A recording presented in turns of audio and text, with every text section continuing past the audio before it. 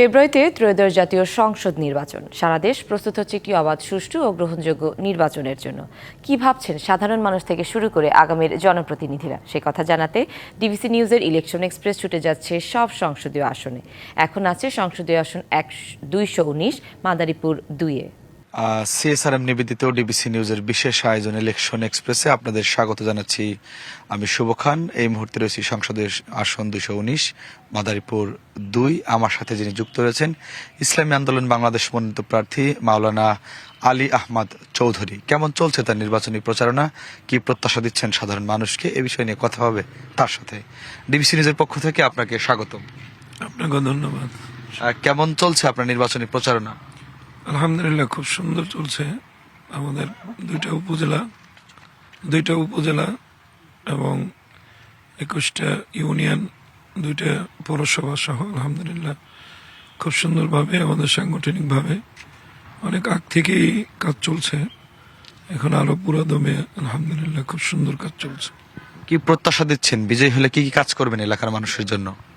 আমাদের দলের থেকেই এবং ইসলামী সম্ভাবনা বা আমাদের জোটের থেকে একটি সবচেয়ে বড় হলো যে দেশকে দুর্নীতিমুক্ত, মানুষের সেবা, এটাই আমাদের সবচেয়ে বড় সৌভাগ্যের বিষয়।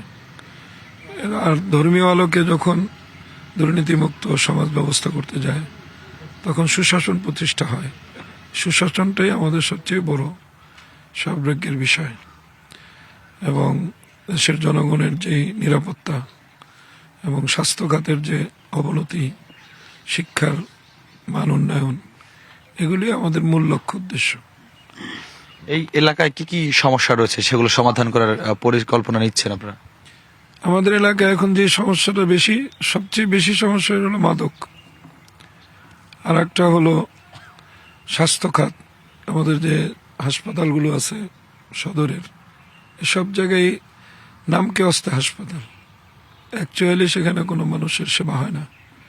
আমার মূল টার্গেটই হলো যদি আমাদের দল বা আমরা ক্ষমতায় যেতে পারি বা আমরা নির্বাচিত হতে পারি তাহলে আমি এইগুলিকে বেশি গুরুত্ব দিব, মাদকের বিরুদ্ধে এবং মানুষের স্বাস্থ্য খাত আর শিক্ষা ব্যবস্থাও যেন সঠিকভাবে মানুষ শিক্ষার যে আলোটা এটা সকলে ঘরে পৌঁছতে পারে, সেই ব্যবস্থাটা নিব ইনশাআল্লাহ।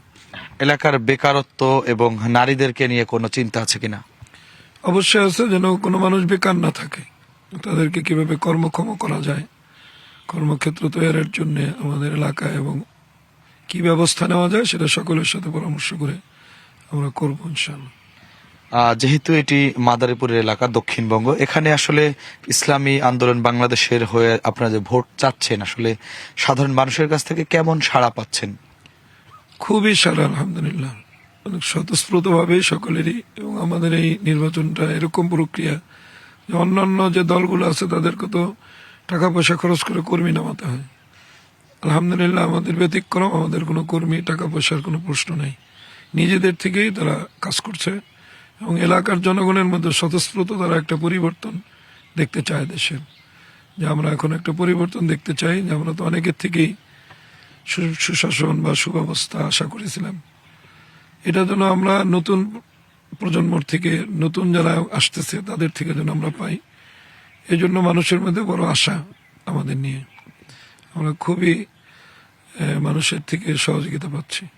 অসংখ্য ধন্যবাদ আপনাকে। দর্শক দেখছিলেন সিএসআরএম নিবেদিত ডিবিসি নিউজের বিশেষ আয়োজন ইলেকশন এক্সপ্রেসে। যুক্ত ছিলাম মাদারীপুর 2 আসন থেকে।